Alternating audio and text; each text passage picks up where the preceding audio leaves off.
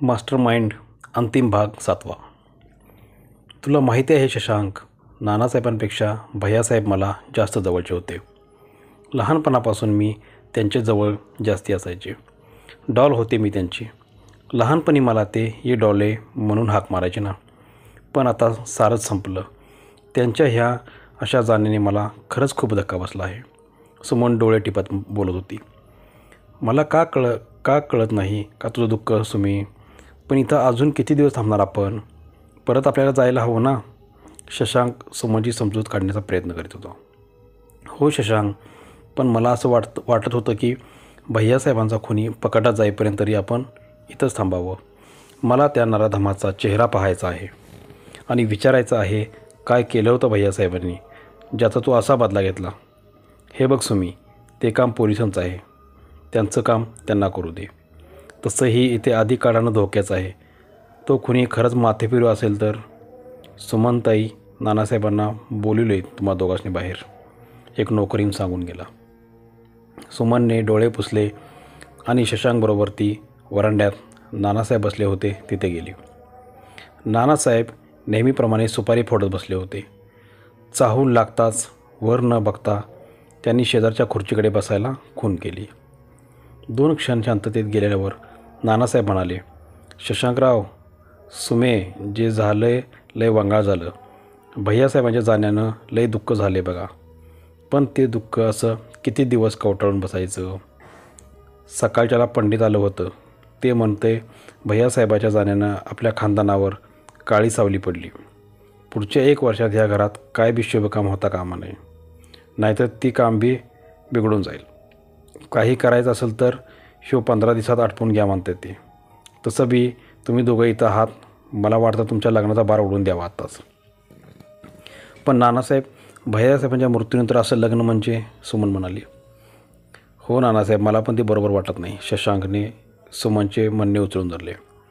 हे बघा, दुःख आमासनी बी आहेच की. आम्ही गावाकडली माणसं म्हणा, नाहीतर अजून काय, पण पंडिताला आम्ही लय मानतो आणि त्याचा शब्द ह्यो लास्ट शब्द. आता नाही तर मग पुढचं वर्षभर तुमच्या लग्नास माझा विरोध राहील. बोला आता, विचार करा आणि मला काय ते लवकर सांगा, असं म्हणून नानासाहेब निघून गेले. शशांकने सुमनच्या डोळ्याला नजर भिडवली. तिच्या डोळ्यात अजूनही दुःखाचा डोंगर उभा होता. मिस्टर जॉन, तुमच्यासाठी फोन आहे. लॉजच्या क्लर्कने जॉनकडे फोन ट्रान्सफर केला. जॉन काही क्षणच फोनवर बोलला आणि डॉलीकडे वळून म्हणाला, डॉली चल लवकर, नानासाहेबांच्या वाड्यावर जायचे आहे. अरे पण कशाला. डॉली घड्याळात रात्रीचे 9 वाजत आलेले पाहून म्हणाली, चल तू लवकर. असं म्हणत जॉन जवळजवळ पळतच खाली गेला. नानासाहेबांचा वाडा नेहमी गूढतेनेच भरलेला असे. रात्रीच्या वेळी तर तो अधिक भयान दिसे. जॉनने गाडी वाड्यावर न घेता वाड्यापासून थोड्या दूरवर असलेल्या नानासाहेबांच्या फार्म हाऊसकडे घेतली.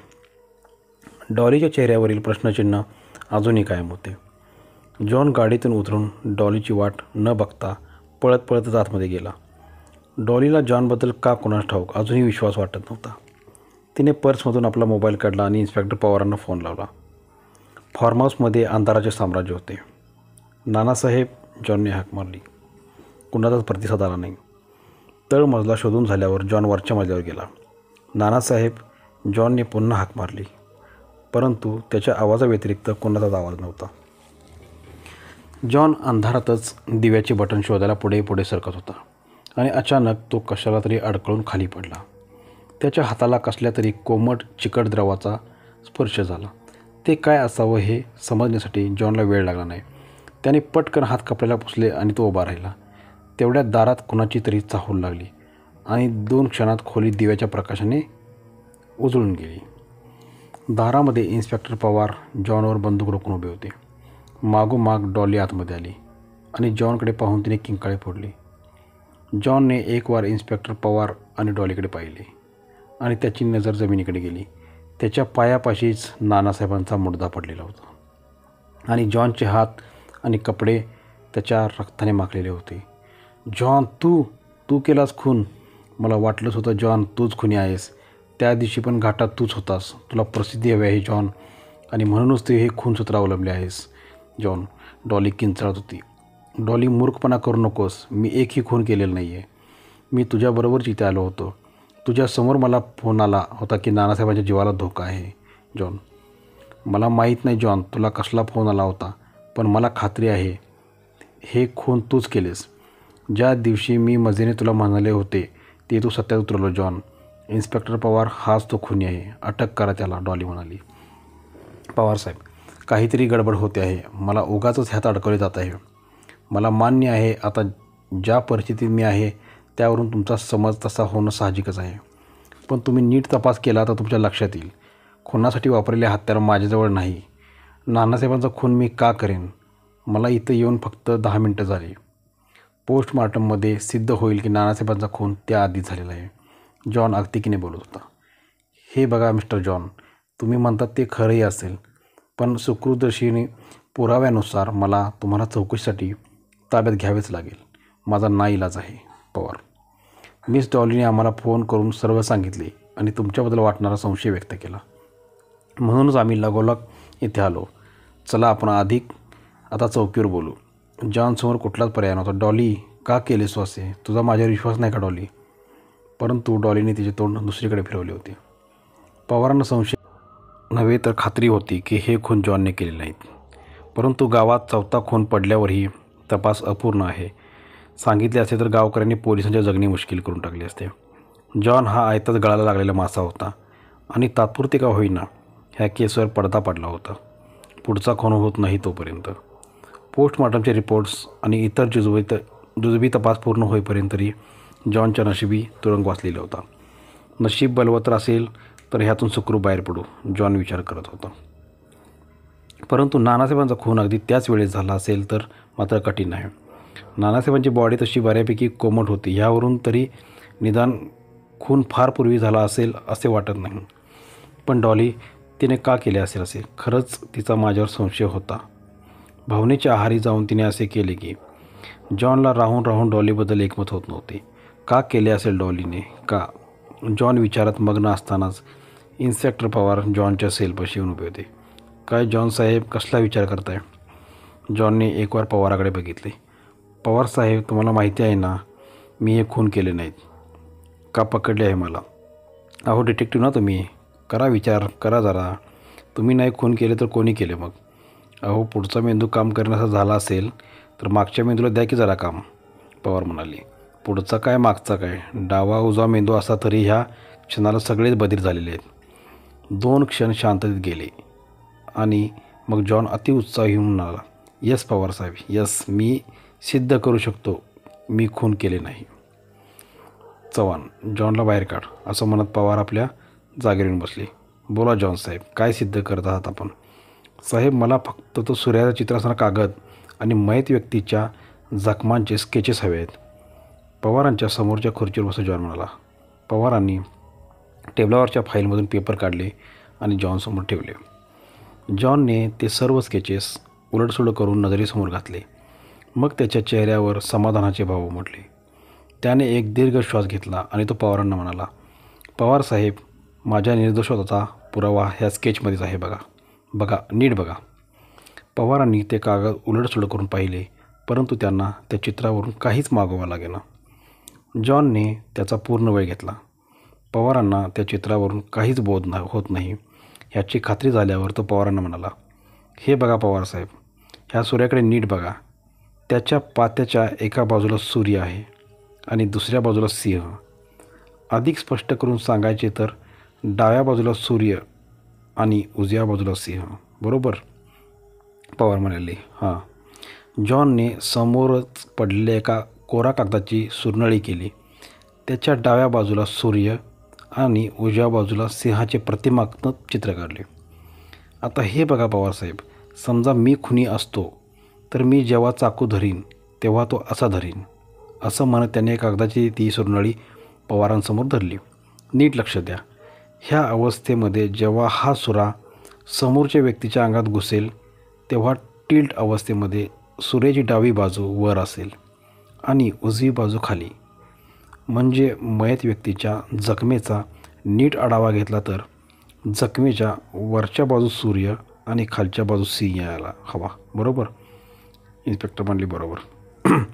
आता 4 ही मयत व्यक्तींच्या जखमांचे स्केचेस बघा. त्यामध्ये हे बरोबर उलटे आहे, हे पहा, असं म्हणून जॉनने पवारांना ते स्केचेस पुन्हा दाखवले. बरं, मग पण ह्यावरून सिद्ध काय होते? पवार अजूनही संभ्रमात होते.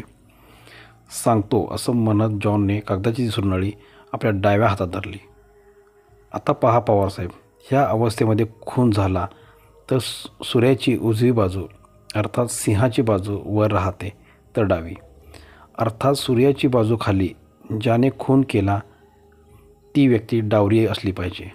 हे खून डाव्या हाताने केले गेले आहेत पवारसाहेब, आणि मी लेफ्टी नाही. आपली बाजू मजबूत करत जॉन म्हणाला. पवारांनी ती चित्र पुन्हा पुन्हा तपासून पाहिले.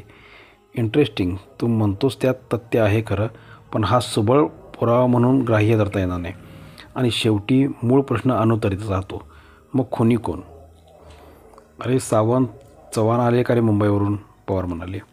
होय साहेब, दुपारच्याला आलेत. झोपले असतील घरला, येतील उद्या. अरे काय, जा घेऊन या त्यांना. मुंबईमध्ये शशांकबद्दल काय माहिती गोळा केली ती मला त्वरित पाहिजे, पवार म्हणाले. तासाभरात चव्हाण चौकीत हजर झाले. बसा चव्हाण, आराम झाला असेल तर मुद्द्याचं बोलणार का? पवार त्रासिक चेहरा करून म्हणाले. होय साहेब, शशांकची बारीक माहिती काढून आणली आहे. कुमारसाहेबांचे ते एकुलते एक पोर. कुमारसाहेबांची केमिकल फॅक्टरी आहे. आपल्या पोराने कंपनीची सूत्रे हाती घ्यावीत म्हणून त्या दोघांमध्ये वारंवार खटके उडत. शशांकची असणारी वाईट संगत कुमारांना मान्य नव्हती, आणि म्हणूनच एके दिवशी त्यांच्या एकुलत्या एक पोराला घराबाहेर काढला. सुमनची आणि शशांकची ओळख 1-1.5 वर्षापूर्वीची. शशांकची त्याआधी कोणीतरी गर्लफ्रेंड होती साहेब, माल होती म्हणजे एकदम. पण त्या दोघांमध्ये काय बिनसलं कोणास ठाऊक, आणि तिला सोडून शशांकने सुमनशी ओळख केली, चव्हाण बोलत होते. चव्हाण, दुसऱ्या पोरीबद्दल अधिक माहिती मिळाली काय? पवार म्हणाले. नाही साहेब, त्या पोरीबद्दल तर अधिक काही मिळाले नाही, पण हे एक महत्त्वाचे मिळाले आहे असं म्हणून चव्हाणने खिशातून एक कागद काढून पवारांसमोर धरला. काय आहे हे? असं म्हणत पवारांनी तो कागद उलगडून पाहिला, आणि त्यांच्या चेहऱ्यावरचे भाव झरझर बदलत गेले. लग्नाचे सर्टिफिकेट, शशांक आणि सुमनच्या रजिस्टर लग्नाचे. 1 महिन्यापूर्वी दोघांनी कोर्ट मॅरेज केले, आणि इथं त्यांची कुणालाही कानोकान खबर नाही, चव्हाण म्हणाले. ओ माय गॉड, आता लक्षात येते आहे माझ्या सगळं. सावंत, त्या जॉनला सोडा, खरंच निर्दोष आहे तो बिचारा. चव्हाण, चला गाडी काढा. माफ कर सुमन, पण आता तुझी जायची वेळ आली आहे. नानासाहेब आणि भैयासाहेब तुझी वाट बघत आहेत. एका आलिशान खुर्चीत आरामात बसून डॉली म्हणत होती. सुमन प्रचंड भीतीने आणि धक्क्याने घाबरून थिजून उभी होती. बिचारी सुमन. आधी भैयासाहेबांचा आणि मग आता नानासाहेबांचा मृत्यू पचू शकले नाही, आणि तिने गळफास लावून आत्महत्या केली. समोरून एक पाठमोरी आकृती सुमनच्या दिशेने हातामध्ये दोर घेऊन पुढे सरकत होती. Bye Suman, good bye my dear wife. चेहऱ्यावरचे विकृत हास्य कायम ठेवत शशांक म्हणाला. थांब Shashank, you are under arrest. पवारसाहेबांचा धनगंभीर आवाज शशांक आणि डॉलीच्या कानावर एखाद्या वेगवान समुद्राच्या लाटेसारखा आदळला. दोघांनीही चमकून दारात बघितले. दारात आपली सर्व्हिस रिव्हॉल्वर घेऊन पवार आणि जॉन उभे होते. डॉलीची आणि जॉनची नजरानजर झाली, पण ह्या वेळेस जॉनच्या नजरेत कोरडेपणा व्यतिरिक्त तिच्यासाठी अधिक काहीच नव्हते. मिस्टर कुमार आणि मिस्टर परेरा एकमेकांचे बिझनेस पार्टनर.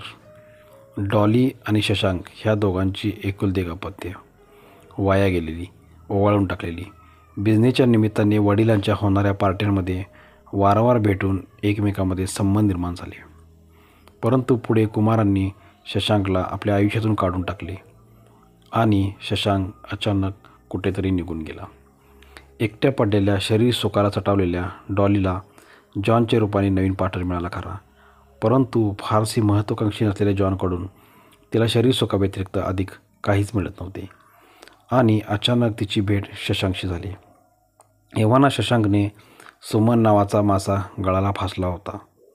आवश्यकता होती तो मासा गट्टम करण्याची. डॉली आणि शशांक पुन्हा एकदा एकत्र आले. त्यांच्या दृष्टीने समोर दिसणारा पैसा म्हणजे सुमन. तिच्या नावावर नानासाहेबांची जंगी मालमत्ता होती. नानासाहेबांना उडवले तर सर्व संपत्ती सुमनचीच, आणि मग सुमनशी लग्न करून तिचा काटा काढला की सर्व संपत्ती त्याचीच. हा साधा सोपा विचार होता. पण मग भैयासाहेब त्यांनाही मारले तर का नाही? भैयासाहेबांना कोणी वारस नव्हता. त्यांच्या पश्चात सर्व संपत्ती नानासाहेबांची होणार होती. भैयासाहेबांचा काटा आधी काढून मग नानासाहेबांना उडवले तर तो मोठा जॅकपॉटच होता शशांकसाठी.